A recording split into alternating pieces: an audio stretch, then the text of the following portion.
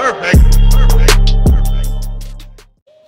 people, your boy Man Mike coming at you guys with yet another Atlanta Falcons video. And this one is to kind of talk about De'Vondre Campbell, what he is and isn't for the Atlanta Falcons. I'm going to try to do this, again, you know how I like to do it. I like to do shoots. And this one is strictly off the top. This is random. I've written nothing down. It's all what's up in here. All right, so if you're new to the channel, go ahead and hit that subscribe button. Positive Atlanta Falcons content for all you guys. So you come here and just talk without having stupid debates. You know, going back and forth. You stupid, you're dumb, you're dumb. Like, no, this is what we do here. What we do here on Man Mike Sports is to have legitimate debates with facts, without all the constant negativity. Okay, so without further ado, man, go ahead and hit that subscribe button. Tell your friends to come chat Falcons football with your boy, and share this video.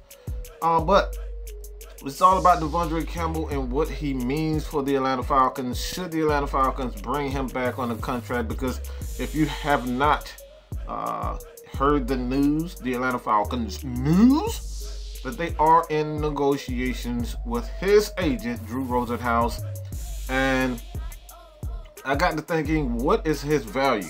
All right, so I'm never one to say that a player at De'Vondre Campbell's caliber, that he offers nothing to the Atlanta Falcons. With, you know, even though I've made videos to say that this guy absolutely struggles in coverage, everybody knows you don't want De'Vondre Campbell in coverage.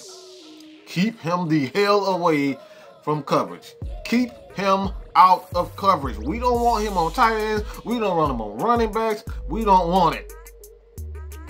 Stay out of coverage, De'Vondre Campbell. All right? Keep him out of coverage. Jeff Ulbrich, keep him out of coverage. Raheem Morris, keep him out of coverage. Do not put him in coverage. I hope you understood the words that are coming out of my mouth. Don't do it. Keep him out of coverage. So what is he good for? Two things for me. One, De'Vondre Campbell, and this is a lost art in the NFL, and this is something that a lot of fans do not take seriously. And if you Atlanta Falcons football, I wouldn't necessarily say a fan. Yeah, I'll say a fan. All right, let's just say fan and content creator. You know, everyone who has anything to do with the Atlanta Falcons, you understand that tackling is a lost art. And what De'Vondre Campbell does well is he is a sure tackler. He's led the team in tackles for the last 2 years, 2 years in a row for the Atlanta Falcons, and that's to go. You know, they had a lot of play with Deion Jones, the first 2018 being out for the most part. So I'm going to give him a break on that one. I'm not going to really count that as leading the team in tackles. He obviously broke his foot and didn't play in what, 5 to 6 games, maybe more than that. Deion Jones did. So I'm not going to count that as leading a team, even though he did lead the team in tackles. I don't personally give De'Vondre Campbell for that. This 2019 season, I'll give him credit for that. But again, I'm one that's to be truthful. This is my opinion on it. Even though he was the high tackle, the high man in tackles, Deion Jones was really put into place where, one, the defense, the offense targeted De'Vondre Campbell. They targeted him, okay? They targeted him, and they wanted De'Vondre Campbell in coverage. So what teams would do with De'Vondre Campbell is run coverages or run schemes that would force him to be, to cover a tight end or cover, because the Falcons play a cover 2 scheme earlier during the season before they switched things around. They played a lot of cover 3. So what teams would do would just run concepts, split concepts, force Deion Jones out of the picture, because he is the deep guy. Anything that goes deep in that cover 3, that was Deion Jones' responsibility. So what they would do, they would isolate, they would push Deion Jones out of the way, and they would force De'Vondre Campbell down, so he would be the tackle guy. So that's how he compiled a lot of his tackles. They forced Deion deep, and De'Vondre Campbell was the only guy there to make the tackles. And oftentimes, he did exactly that. So when I say tackles, for me, you have to put this in context. All right? You have to put in context, how did he get those tackles? And it's not necessarily in the running game. He's a very good linebacker when it comes to shedding blocks, being physical. De'Vondre Campbell excels in that. Without question, he excels in that. But like I said, you got to put these tackles in context, and this is one of the ways why he compiled so many tackles. That the teams were targeting De'Vondre Campbell, and he did a great job. When it came down to it, he made the tackle. And this is why the Atlanta Falcons are strongly considering bringing him back, because he is a sure tackler. This is a positive for De'Vondre Campbell.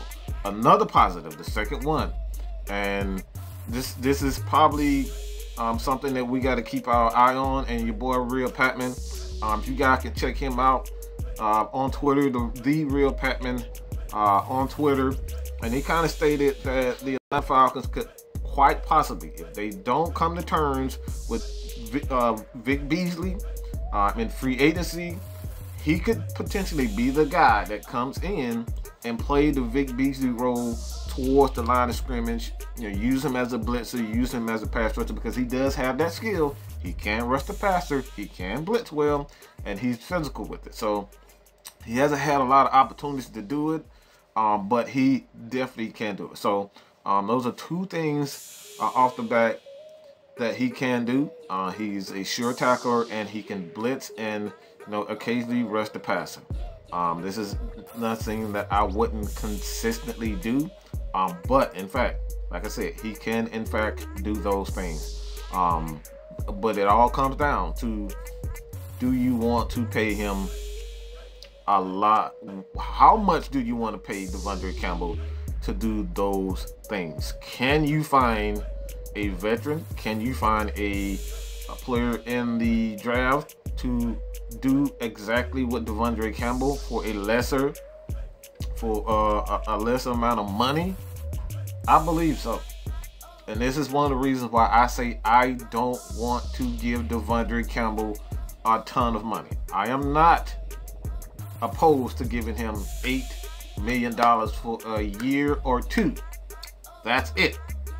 I'm not giving him $20 million guaranteed. I'm not doing that for De'Vondre Campbell. I'm not giving him that much money. So when it all comes down to what would I pay De'Vondre Campbell, I would say somewhere in the neighborhood to $6 to $8 million guaranteed for 2 years. That's the salary, all right? That's just the base salary. That's how much I'm giving De'Vondre Campbell. I'm not giving him $20 million to be a tackler, $20 million to be a secondary blitzer. I'm secondary, even third, all right? Third tier blitzer / passer. I'm not doing that for De'Vondre Campbell. He hasn't shown me that he can consistently get after the quarterback, but he has shown me that he consistently can consistently tackle. I will give him $6 to $8 million a year for 2 years guaranteed, but outside of those 2 years, I'm not doing it. Why? Because I'm drafting a guy that can be his replacement. You can groom a guy coming out of college. You're not necessarily, you may or may not get the production that you're going to get from De'Vondre Campbell. As far as tackling is concerned, understand the coverages and what teams are trying to do. You may not get that in the first year from a rookie, but I believe in year 2 or 3, you can get a player in the draft, or you can sign a veteran in free agency to give you what De'Vondre Campbell does well. All right, so that's my take. Let me know what you guys think, man. Would you be willing to bring De'Vondre Campbell back? How much would you pay for his services? What do you think his strengths are? What is his weaknesses? Let it all go, baby. All in the comment section, all right? I'm there. Your boy, man, Mike is out, man. Peace. Whipping the Princess Diana. Double cup bling, found her. Oh, my old